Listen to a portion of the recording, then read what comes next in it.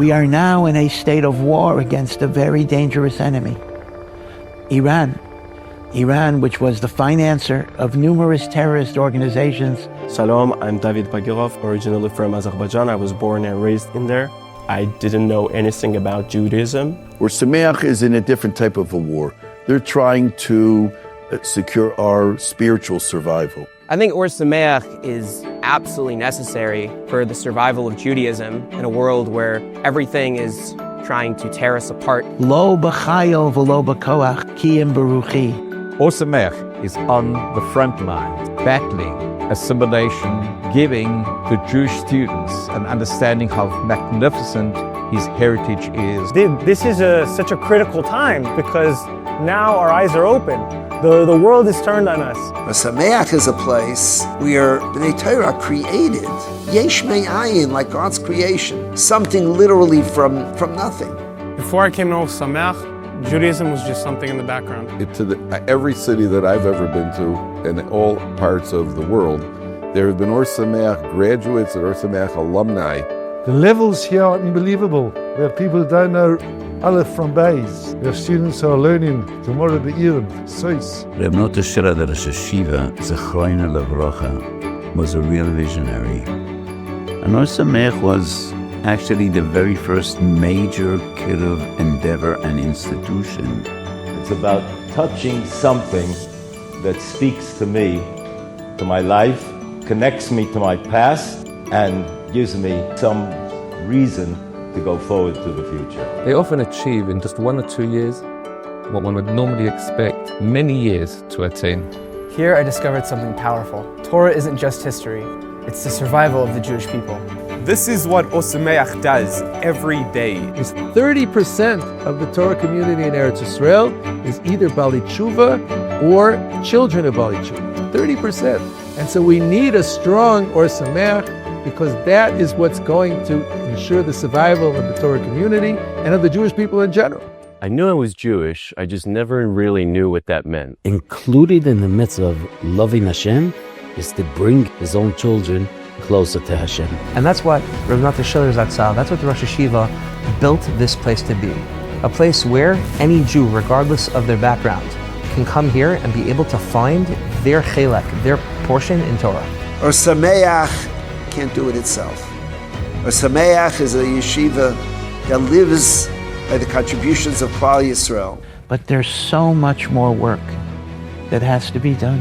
And without your help, we're not going to be able to do it. Ohr Somayach is vital for the survival of Klal Yisrael. Buy into Ohr Somayach today and become a partner, become a shutef.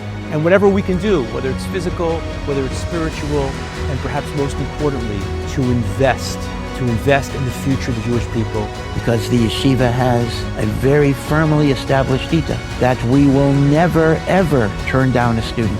Because of an inability to pay, we will find a way. But finding that way does cost money. And the schus of this huge endeavor and great mitzvah, Kodesh Baruch Hu should bench you or b'chein, b'chesed, u'v'rachamim.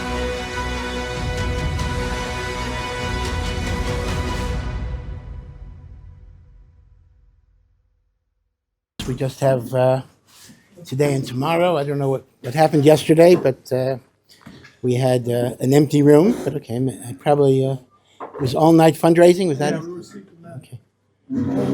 Okay. So hopefully, should be a lot of hatzlacha in all of your efforts.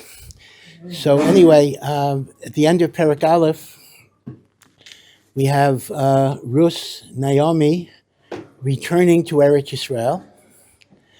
And they are poverty-stricken. And the first thing that Ruth does is she finds a field to go pick up the grain. So what is being described there is actually a set of mitzvos in the Torah, although it's not b'diuk clear which mitzvah is being referred to. And that is, the Torah says in Parshas Kedoshim, in Chumash Vayikra, that if you are a farmer, you have land in Eretz Yisrael, there are 3 types of things you must leave to the poor. One is peah. You must leave the corners of the field for the poor people to come. And how much is the corner? So we say every day in davening, Elu dvarim shein lahem shiur. There's no particular quantity. Peya is one of the, you leave something. Then there is something called leket. Now leket is that when you're harvesting, and it's a question how it applies to machine harvesters, but if you're harvesting with a sickle and you cut the grain, so a stalk falls beyond the knife. If the stalk falls beyond the knife, you must leave it on the ground for the poor to take. Now, obviously, it's very easy for a person to cover that up, and but Hashem knows. But basically, that's called leket. Leket is what is no share, what falls from the sickle at the time of the harvesting. And the third gift to the poor is called shichacha, and that's where you already bound, right? They used to harvest a row, and they would bind the sheaves, and then they would go back. If the harvester forgot to go back to pick up a certain sheaf, that must be left for the poor. Leket, shich, and pay. Now let me point out, this is fundamentally different than Meiser Ani. A Meiser Ani is a requirement as well, that for your crops in year 3 and year 6 of Shemitah, not every year, you leave 10% of your crop to the poor. But be sure you know the difference between leket, shechacha, peya versus Meiser Ani. First of all, Meiser Ani is only 2 years out of the Shemitah cycle, year 3 and year 6. Leket, shechacha, peya is every year. Number 2, Meiser Ani, you have tovas hana. That means you decide which poor person gives it. Meiser Ani is like your tzedakah money. I decide I want to give it to you and not to you. Leket, shich, and pay is very, very different. Leket, shich, and pay, you have no ownership rights whatsoever. You must let anyone that qualifies as an ani to take the leket, shich, and pay. In other words, the way in Chazal's terminology, leket, shich, and pay do not have tovas hana. There is no decision, no benefit in deciding who gets it. Okay. Now, what is being described in Megillas Ruth is people are following the harvesters. So presumably they're dealing with leket. Now, there's a common misconception. A lot of people think what happens is, as harvesters are carrying things and things drop, they must be left for the poor. That actually is not true. If things drop while I'm carrying the bundle, so if I forget to go back, that may be shechicha, but otherwise I can pick it up. So leket is not what drops when you're carrying it, it's what drops when you're cutting it. Okay, so the mitzvah that's being described in Megillas Ruth, and it's an odd picture. I mean, imagine, that means every time, let's say Boaz. Boaz is a rich guy, right? So Boaz might have, I have no idea, but Boaz might have 100 harvesters. And every harvester is being followed by a crowd of people. That's a little claustrophobic. If someone's following me, to kind of jump on it. And indeed, the Medrash talks about fights, that the poor people would fight, who gets it, etc., and the like. So Ruth, because of their poverty, and Naomi's an older woman, so she herself does not do it, but Ruth is going to gather food based on leket, shechicha, peya, and what is described in most detail is the leket. Now, it happens to be, by great coincidence, of course not coincidence, hashgacha pratis, the field that Ruth chooses, seemingly at random, is the field of Boaz, who is Naomi's nephew. Right? Boaz is Naomi's nephew because Boaz's father is Elimelech's brother. And Boaz notices that Ruth is sanua, she's not fighting. When she bends over to pick up the grain and a tzniya stick away, and he's impressed. And he asks who she is, and they tell her. So the one question that you might raise in Perek Beis is, number one, why does Boaz, who apparently is very wealthy, why does Boaz let Naomi and Ruth kind of starve? And even when he recognizes them, the most he says is, let her follow after my harvesters. Why doesn't he support them? Like what? I mean, it seems to be that Boaz's behavior is a little hard to understand. He should have supported Naomi right off the bat. And at least when it's called to his attention that this is Ruth, he should have done much more than simply say, "Oh, you can have, lunch with the workers, and then you can go back to following the harvesters." So it is difficult. Now, part of it might very well be that some people had a great reluctance to be supported. See, leket, shicha, and peah are the gifts the Torah gives you. They are entitlements. And in a sense, you're working for what you get. You're working. You're going and you're harvesting. Or not harvesting, but you're going and picking up. You're out in the sun. So there was a sense, even though it's very foreign to us maybe, that leket, shicha, and peah was actually a very dignified way of being supported, because it did involve the physical labor of following the harvesters and retrieving the grain, and that would have been more dignified than a handout. So perhaps Boaz made a cheshbon that Naomi would have been very, very hurt by simply getting stuck and the like. We don't know, but it is a question you can think about. Maybe you can come up with a better answer. But that is essentially what is described. That Boaz is very, very impressed. Although the Gemara makes an interesting comment that Ruth inadvertently says something that's not so tsanua, because Boaz had mentioned, "You will be malaket with the young women," and she had changed it to the young men, and it mentions that sometimes a non-Jew, even after they convert, may maintain a little bit of the lack of refinement that they had. It's an interesting comment that some midot are very hard to move. Okay, so that's really what Perek Beis is about. Perek Beis is about Ruth's hard work, Boaz recognizing that she is modest, she is humble, she is righteous, and Boaz gives her a blessing that Hashem should give you much bracha. And that's about it. And the big question, as I said, about Perek Beis is, why didn't Boaz do more? And we don't really have a great answer, other than Boaz perhaps felt that this would have been an affront to the dignity of Naomi. In fact, the Maimer Chazal.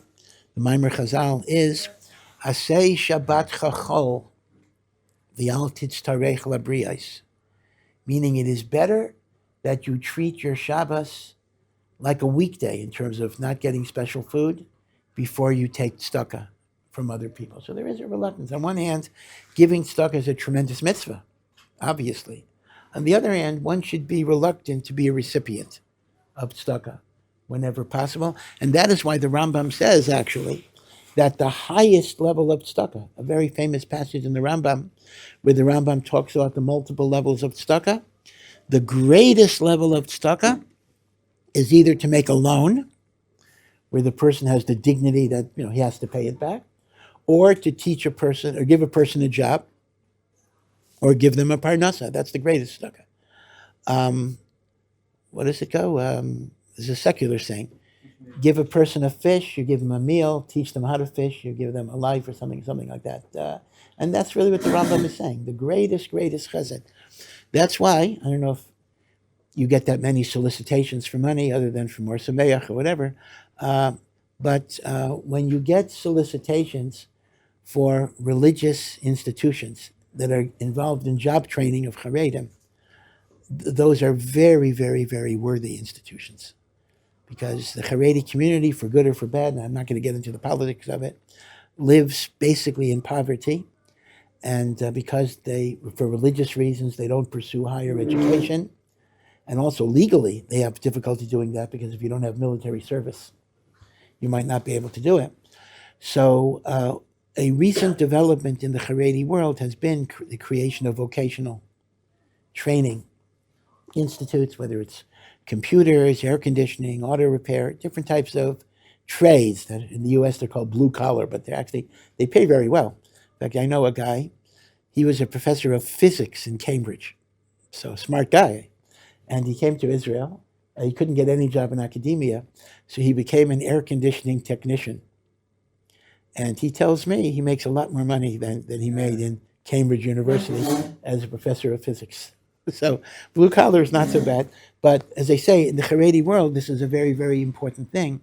So when you choose your tzedakos, I would just recommend that as a tzedakah to focus on. Because the Rambam says when a person has a job, that gives them kavod. So, but the interesting twist here is that leket, shicha, and peah was treated like a job. I mean, I wouldn't have thought that. I would have thought as that as a handout as well. But apparently not, because since you're putting in the labor of getting your grain, so essentially that kind of gives you the function of a worker. And that's why Ruth was not embarrassed to do that, but they might have been embarrassed had Boaz simply given them. Of course, Boaz did say to his workers, be sure to drop a little extra. I mean, he hinted that when Ruth is around, do a little extra, but that was a surreptitious type of gift, yeah.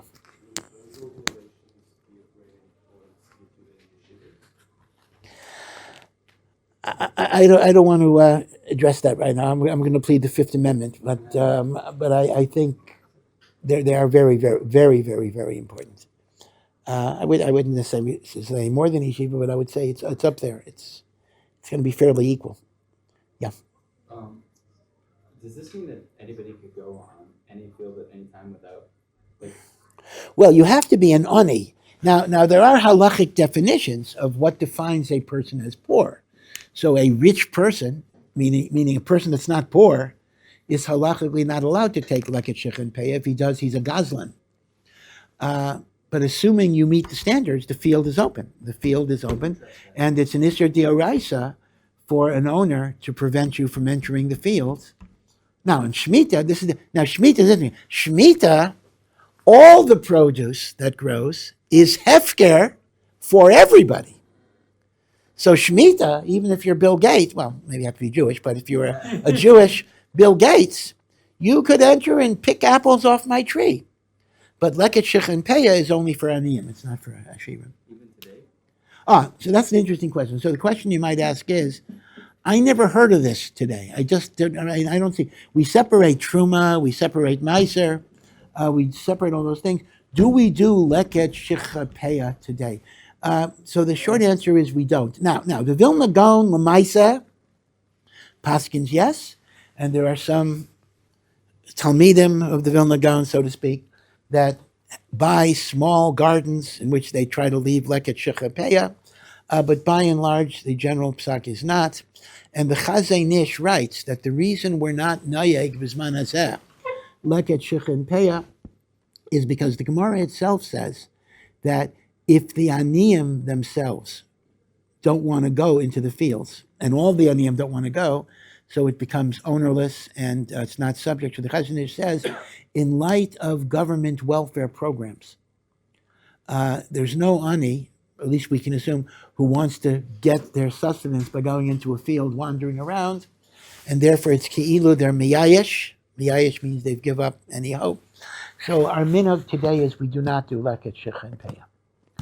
Although it's interesting, if you know, it's a funny thing. This particular practice kind of got reclaimed by some aspects of the reform movement, and they do it in America. They have these gleaning thing, whatever it is, part of the social welfare tikkun olam type of thing, that they actually talk about, gathering apples and so they reclaimed it. And Lamaisa, they do it in Chutz La'aretz, which Bichlal, there's no Inyan of Chutz La'aretz at all of doing it. But halachically, we follow the Chazon Ish, and we do not do leket, shicha, and peah today. Yeah. Isn't it a biblical mitzvah though? Say again? Isn't it a biblical mitzvah? It is a biblical mitzvah, but the Gemara itself says the biblical mitzvah applies in Eretz Yisrael only. It applies only when the aniyim have not foregone their desire to collect it.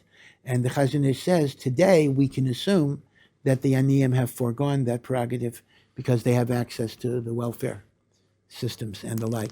This is the basis of it. Again, the truth of the matter is, it is kind of a weak rationale, to tell you the truth, not to fulfill a biblical mitzvah, but still, this seems to be the way the halacha does.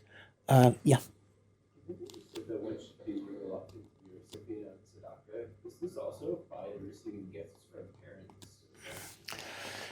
So it seems family support is regarded as a little different.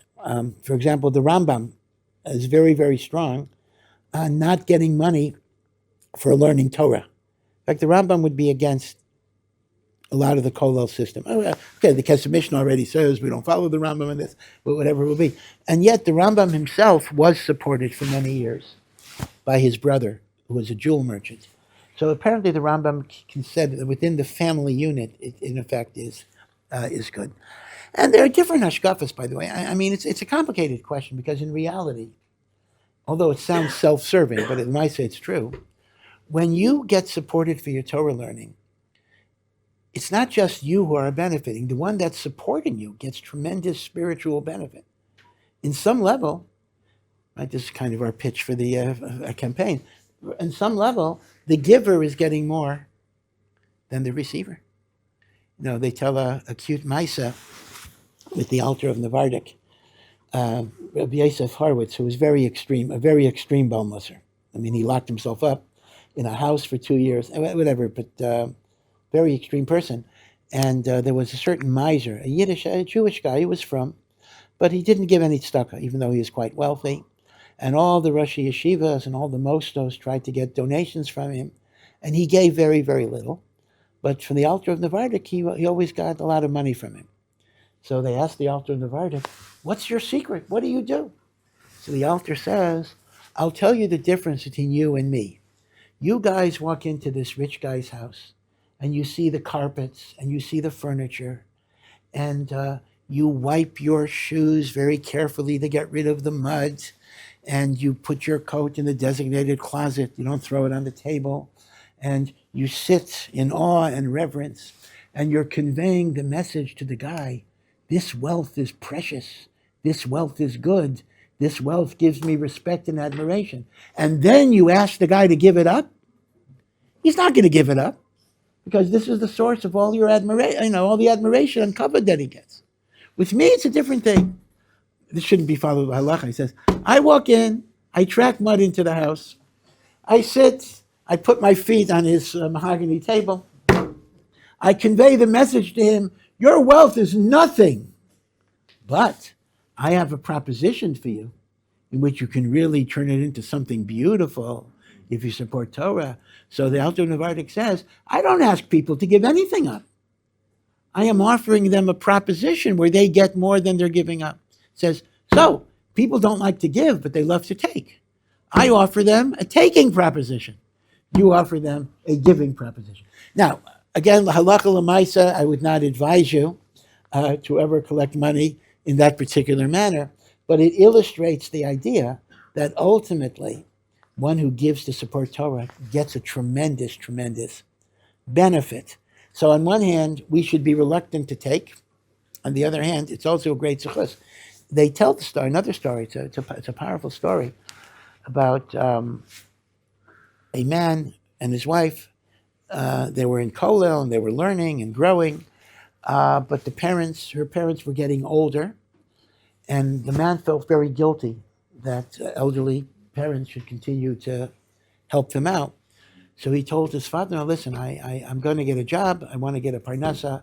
I don't want you to have to go through this. And the father-in-law said, how do you know if this is not why I'm still alive? Maybe it's precisely my achzakas Torah that is giving me life.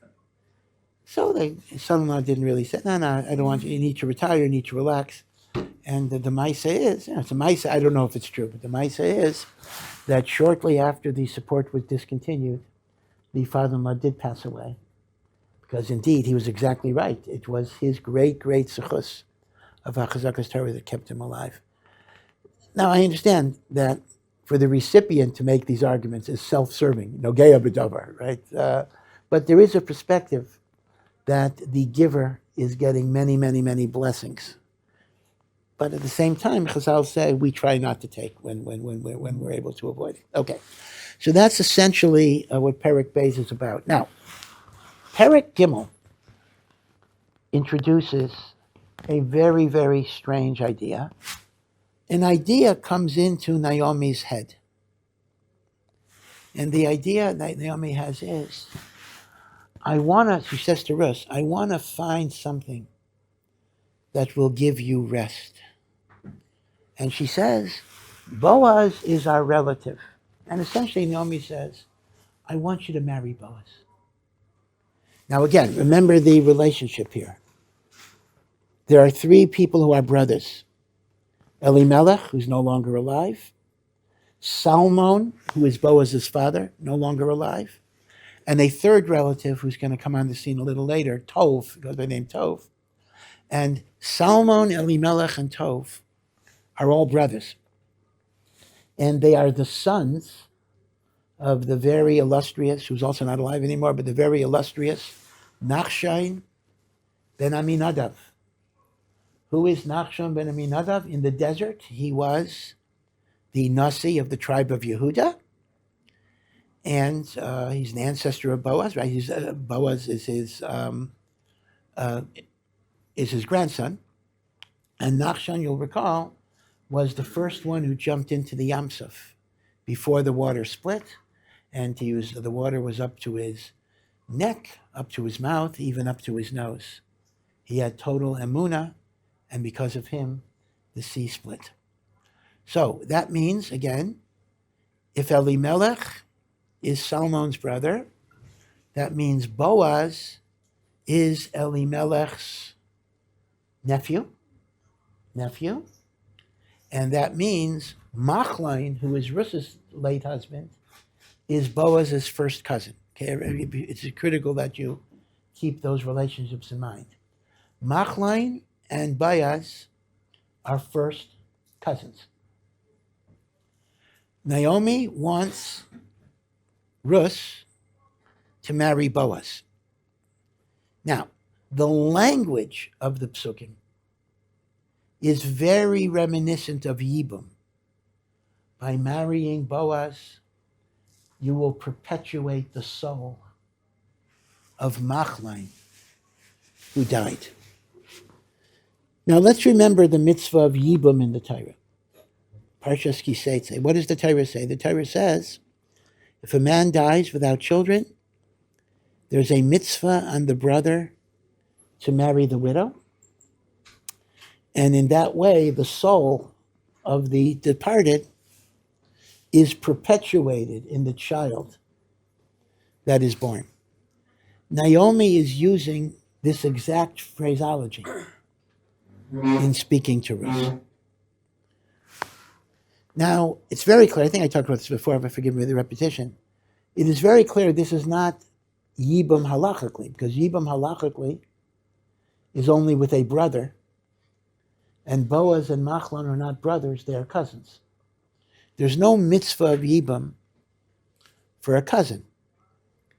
But Ramban explains in Chumash that even though the mandatory Yibum, the halachic Yibum, is only brothers, but the spiritual dimension of continuing a neshama by having a child can actually apply to other relatives as well.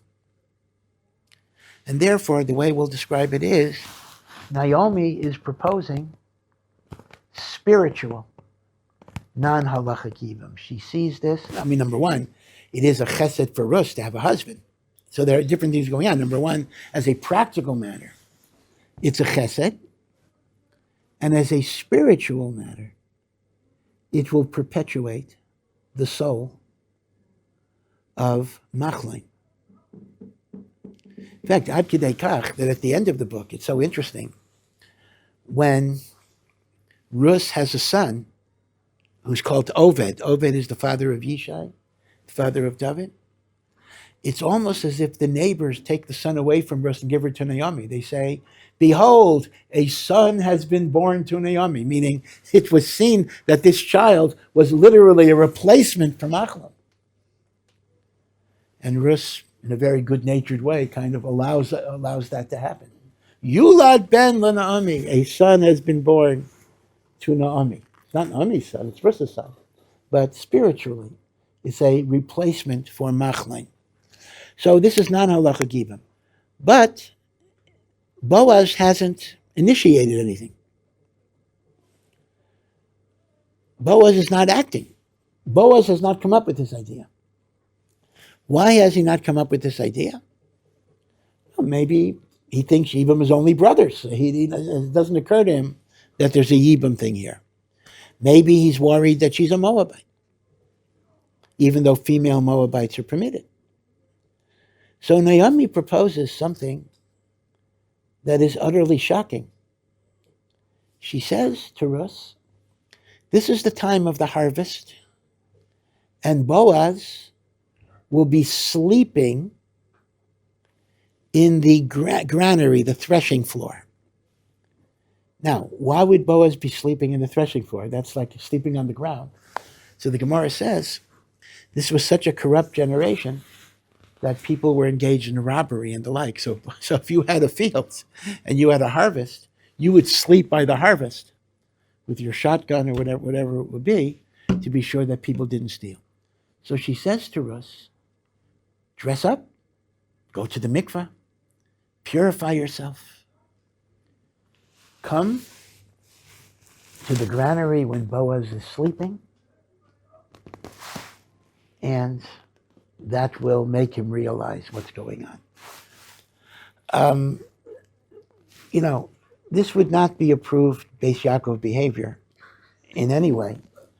And if a girl were to do this with somebody she wanted to marry, if the person was from, the engagement would almost certainly be broken off. And yet Ruth does this, and it's a very funny thing. On one hand, this is shocking. On the other hand, the modesty and tznius and refinement by which she does this shocking thing is quite amazing. She comes in the middle of the night. He's apparently a heavy sleeper. He doesn't wake up. She lies down at his feet. And she just waits. Doesn't say anything. Doesn't do anything. And he wakes up in the middle of the night and he almost has a heart attack. Basically, that's what the pasuk says. He was totally shocked. And she says, you are the Redeemer who is supposed to perpetuate Machlon. And she does uncover his feet. She takes the blanket. Now, this is very interesting because that's reminiscent of chalitza. What is chalitza ceremony? If a man does not want to do yibam, she removes his shoe and spits in front of him and says, so shall be done to the man who does not want to rebuild his brother's home. So she uncovers his feet to kind of hint to him that if you don't want to do yibam, then you're the person who does not want to rebuild his brother, technically his cousin's home. I'm going to talk maybe tomorrow at the conclusion as to why would this marriage come out through such a improper way in some ways. But it's improper, but it's also beautiful at the same time. There is no negia, there is no improper behavior. It's simply reminding a person of his duty in a very shocking way. So Boaz says, I will certainly fulfill my obligations, but there is a relative that is closer than I who has the first rights to do this, and we have to ask him, and if he says no, then I will step forward. And this relative is none other than a man who goes by he has two names.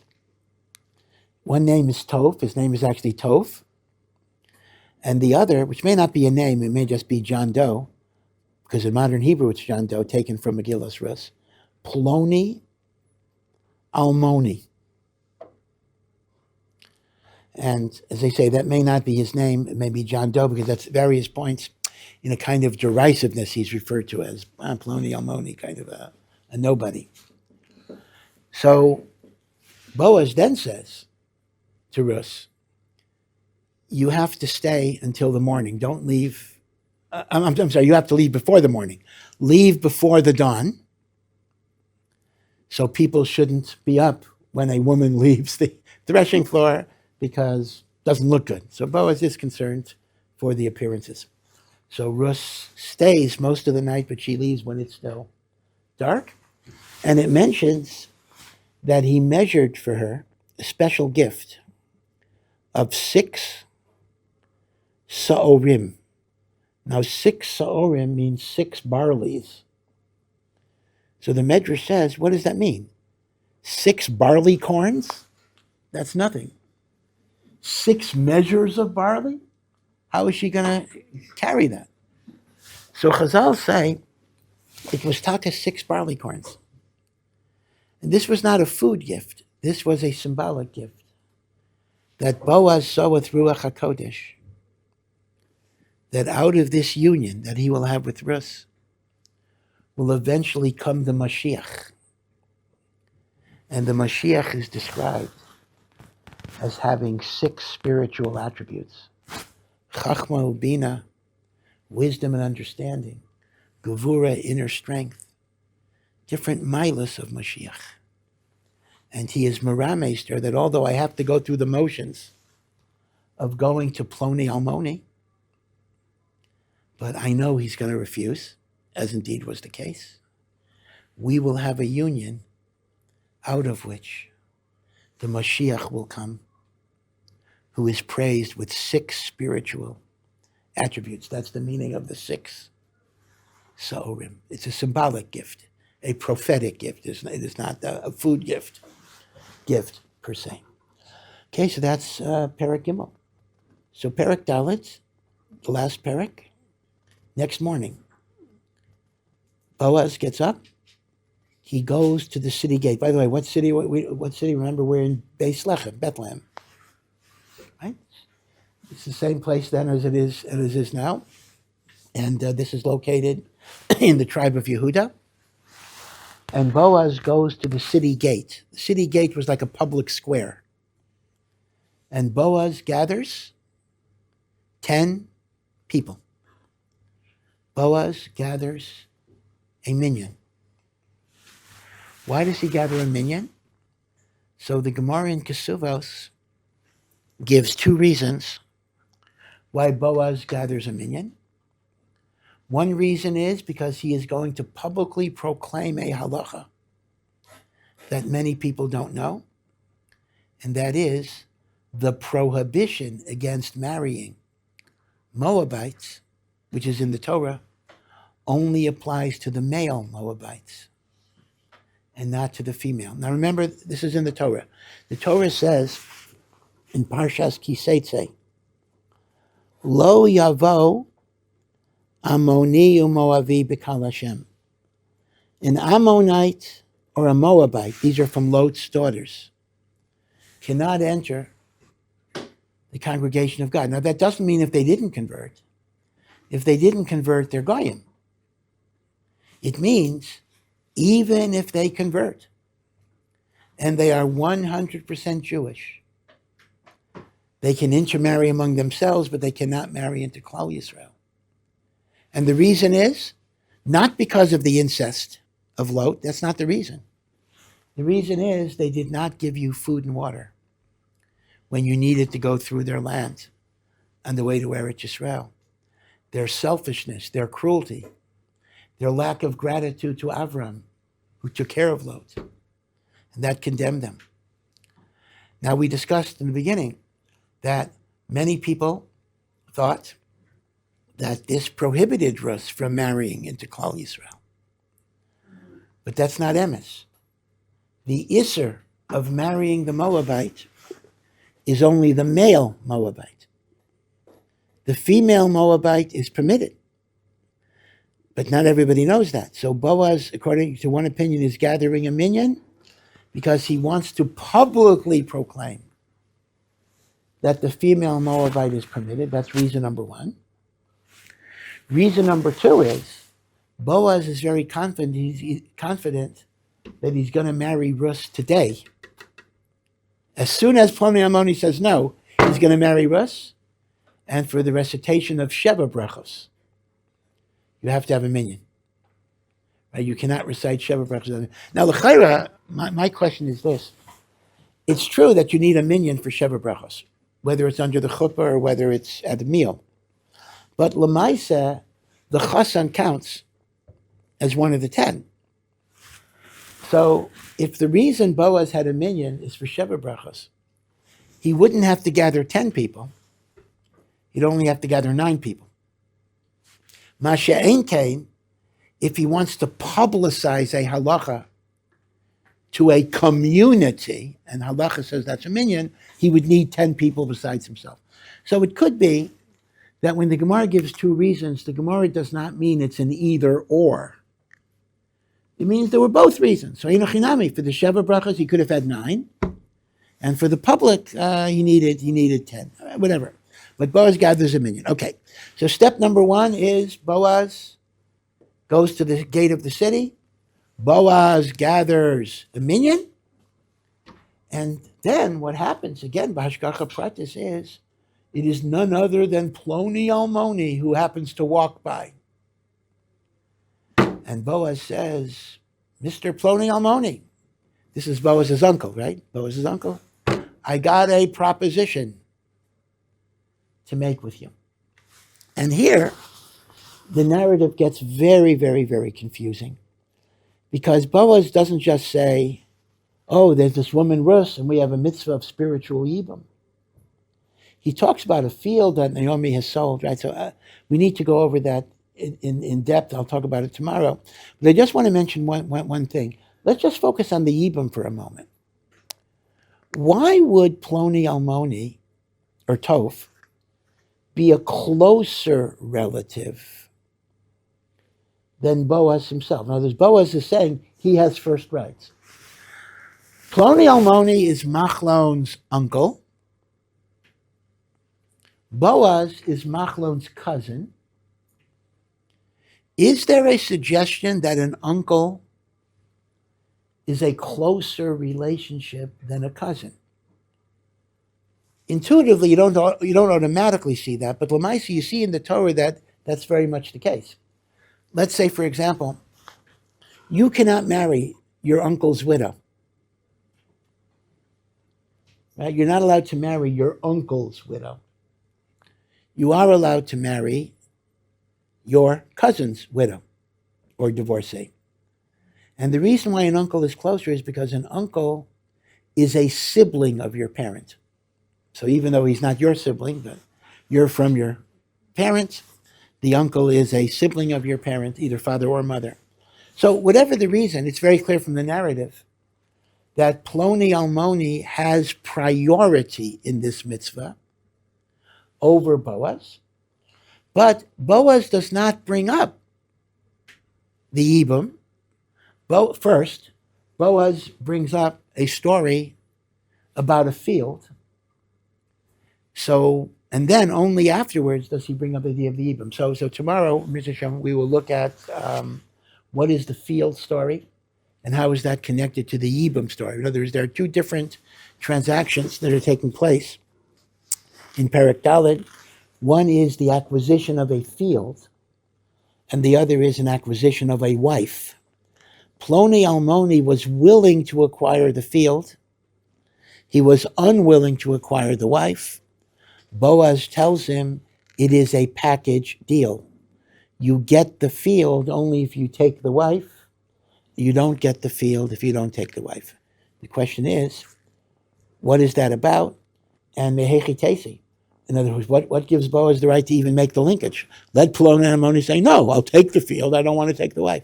Okay? So we'll talk about that, Bishop, tomorrow.